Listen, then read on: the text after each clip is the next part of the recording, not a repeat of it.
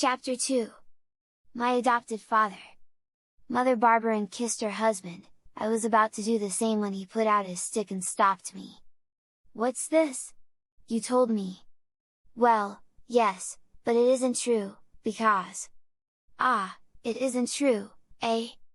He stepped towards me with his stick raised. Instinctively I shrunk back. What had I done? Nothing wrong, surely. I was only going to kiss him. I looked at him timidly, but he had turned from me and was speaking to Mother Barberin. "So you're keeping Shrove Tuesday," he said. "I'm glad, for I'm famished." "What have you got for supper?" "I was making some pancakes and apple fritters." "So I see, but you're not going to give pancakes to a man who has covered the miles that I have." "I haven't anything else." "You see, we didn't expect you." "What? Nothing else? Nothing for supper?" He glanced round the kitchen. "There's some butter." He looked up at the ceiling, at the spot where the bacon used to hang, but for a long time there had been nothing on the hook, only a few ropes of onions and garlic hung from the beam now. "Here's some onions," he said, knocking a rope down with his big stick. "With 4 or 5 onions and a piece of butter we'll have a good soup. Take out the pancakes and fry the onions in the pan. Take the pancakes out of the frying pan."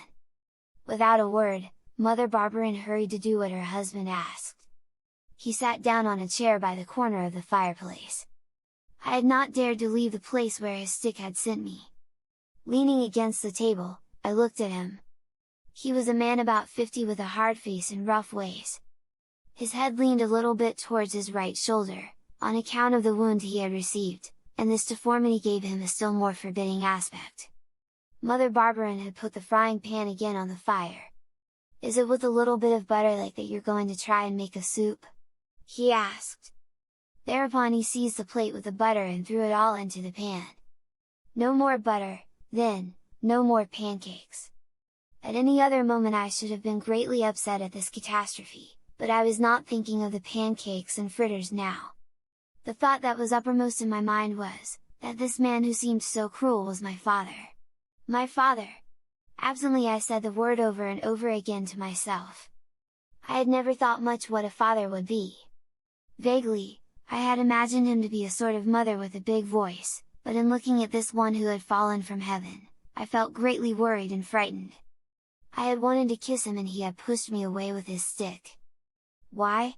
My mother had never pushed me away when I went to kiss her, on the contrary, she always took me in her arms and held me tight.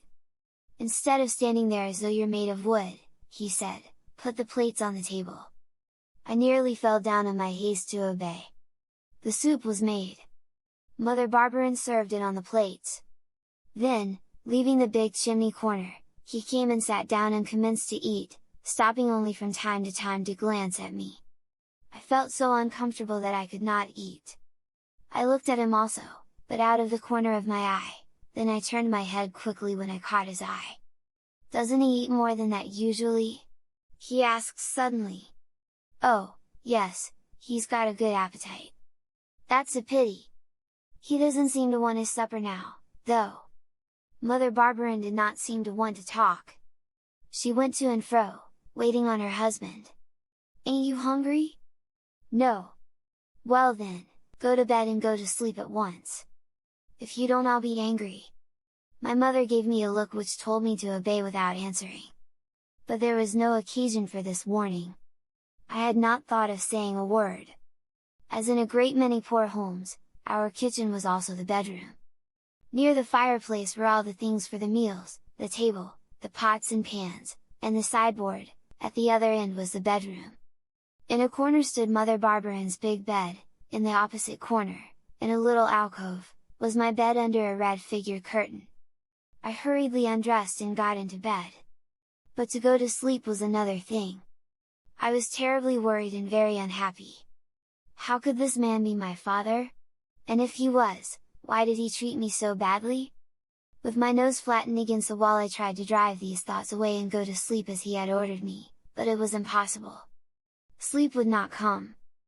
I had never felt so wide awake. After a time, I could not say how long, I heard someone coming over to my bed. The slow step was heavy and dragged, so I knew at once that it was not Mother Barberin. I felt a warm breath on my cheek. "Are you asleep?" This was said in a harsh whisper. I took care not to answer, for the terrible words, "I'll be angry," still rang in my ears. "He's asleep," said Mother Barberin, "the moment he gets into bed he drops off. You can talk without being afraid that he'll hear." I ought, of course, to have told him that I was not asleep, but I did not dare. I had been ordered to go to sleep, I was not yet asleep, so I was in the wrong. "Well, what about your lawsuit?" asked Mother Barberin. "Lost it. The judge said that I was to blame for being under the scaffold." Thereupon he banged his fist on the table and began to swear, without saying anything that meant anything. "Case lost," he went on after a moment, "money lost, all gone, poverty staring us in the face.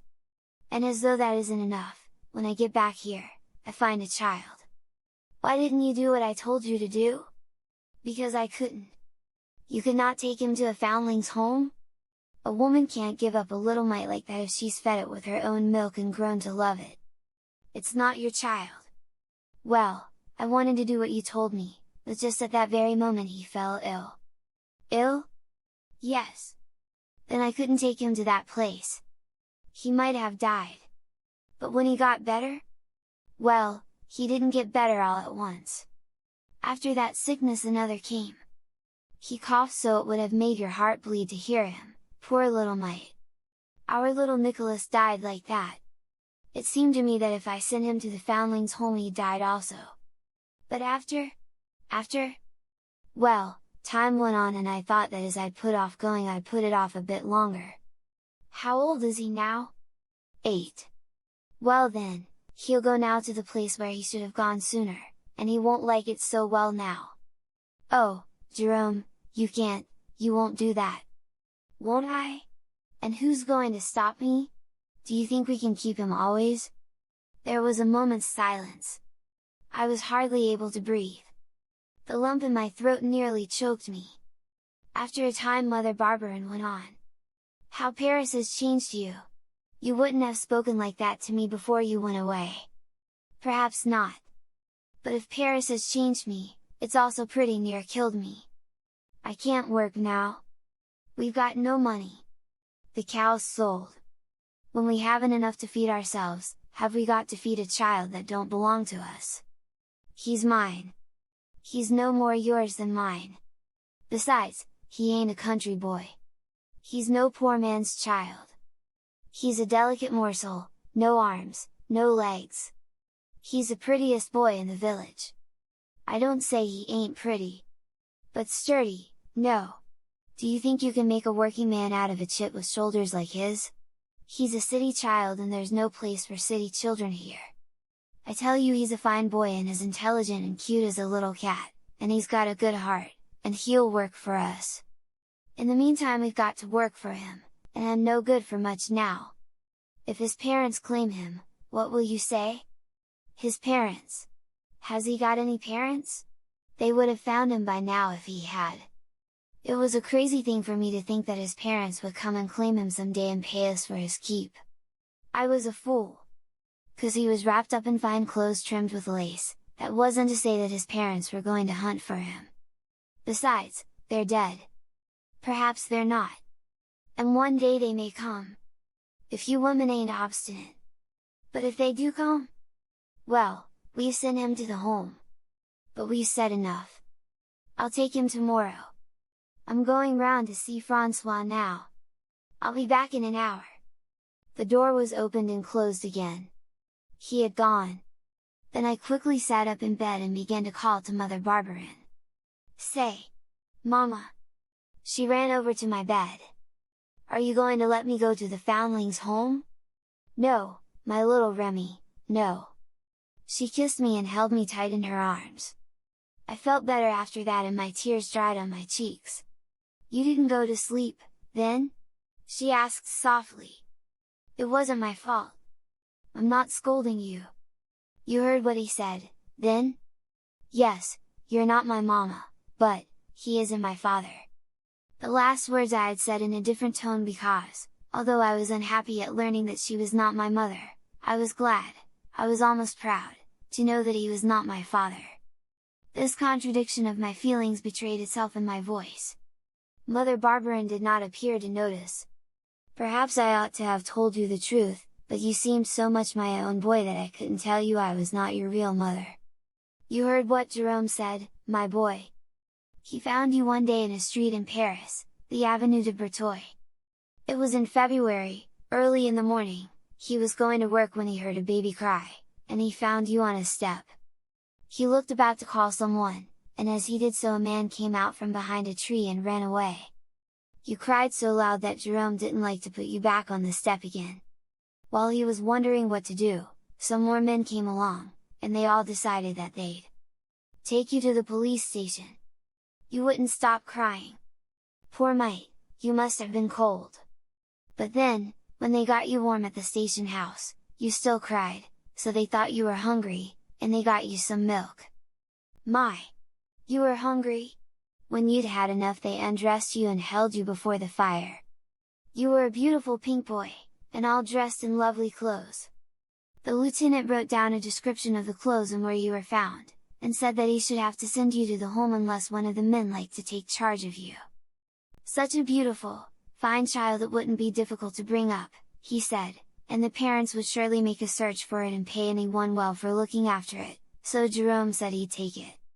Just at that time I had a baby the same age. So I was well able to feed both you two mites. There, dearie, that was how I came to be your mother. Oh, mama, mama! Yes, dearie, there! And at the end of 3 months I lost my own little baby and then I got even more fond of you. It was such a pity Jerome couldn't forget, and seeing at the end of 3 years that your parents hadn't come after you, he tried to make me send you to the home. You heard why I didn't do as he told me? Oh, don't send me to the home, I cried, clinging to her, Mother Barberin, please, please, don't send me to the home. No, dearie, no, you shan't go. I'll settle it. Jerome is not really unkind, you'll see. He's had a lot of trouble and he is kind of worried about the future. We'll all work, you shall work, too.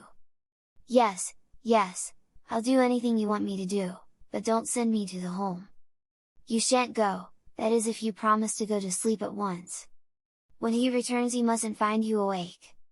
She kissed me and turned me over with my face to the wall. I wanted to go to sleep, but I had received too hard a blow to slip off quietly into slumberland. Dear good Mother Barberin was not my own mother. Then what was a real mother? Something better, something sweeter still? It wasn't possible! Then I thought that a real father might not have held up his stick to me. He wanted to send me to the home, would mother be able to prevent him? In the village there were 2 children from the home. They were called workhouse children. They had a metal plaque hung round their necks with a number on it. They were badly dressed, and so dirty. All the other children made fun of them and threw stones at them. They chased them like boys chase a lost dog, for fun, and because a stray dog has no one to protect it. Oh, I did not want to be like those children. I did not want to have a number hung round my neck. I did not want them to call after me, "Hi, workhouse kid, hi foundling!" The very thought of it made me feel cold and my teeth chatter. I could not go to sleep. And Barberin was coming back soon. But fortunately he did not return until very late, and sleep came before he arrived.